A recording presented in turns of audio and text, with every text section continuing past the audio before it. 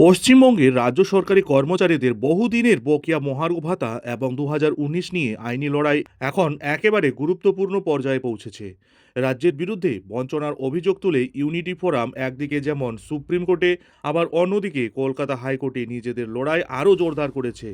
সংগঠনের সাধারণ সম্পাদক দেবপ্রসাদ হালদার সম্প্রতি এই মামলার ভবিষ্যৎ এবং বর্তমান পরিস্থিতি সম্পর্কে একাধিক গুরুত্বপূর্ণ তথ্য সামনে এনেছেন।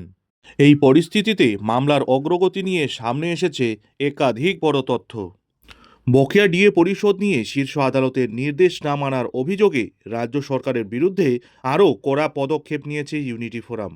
গত ৫ই ফেব্রুয়ারি ২০২৬-এ সুপ্রিম কোর্ট নির্দেশ দিয়েছিল প্রথম কিস্তিতে অন্তত বকেয়া ডিএর ২৫% নির্দিষ্ট সময়ের মধ্যে মেটাতে হবে। সময়সীমা ছিল ৬ মার্চ বা ৩১ মার্চের মধ্যে। কিন্তু সেই সময় পেরিয়ে গেলেও রাজ্য সরকার বকেয়া পরিশোধ করেননি। এর ফলে আদালত অবমাননার অভিযোগে একটি কন্টেম্পট পিটিশন দায়ের করা হয়েছে। এই মামলা লড়ছেন প্রবীণ আইনজীবী পরমজিৎ সিং পাটোয়ারিয়া এবং উদ্যম মুখার্জি। জানা যাচ্ছে আগামী ১৫ই এপ্রিল মূল মামলার সঙ্গে এই অবমাননা মামলারও একসঙ্গেই শুনানি হতে পারে। দেশের সর্বোচ্চ আদালত সুপ্রিম কোর্ট ২০০৯ সালের রোপা অনুযায়ী ডিএকে আইনি অধিকার হিসেবে স্বীকৃতি দিলেও ২০১৯ সালের ডিসেম্বর পর্যন্ত বকেয়া মেটানোর কথা বলেছিল। কিন্তু ২০২০ সালের জানুয়ারি থেকে বর্তমান সময় পর্যন্ত বকেয়া মহার্ঘ ভাতা আদায়ের জন্য নতুন করে আদালতের দ্বারস্থ হওয়া অত্যন্ত জরুরি ছিল। প্রথমে স্টেট অ্যাডমিনিস্ট্রেটিভ ট্রাইব্যুনালে মামলা করা হলেও বিচারপতির অভাবে তা সরাসরি কলকাতা হাইকোর্টে স্থানান্তরিত করা হয়েছে। এই মামলার আগামী শুনানি ৬ই এপ্রিল ২০২৬-এ বিচারপতি মধুরেশ প্রসাদ এবং প্রসেনজিৎ বিশ্বাসের ডিভিশন বেঞ্চে হওয়ার কথা রয়েছে।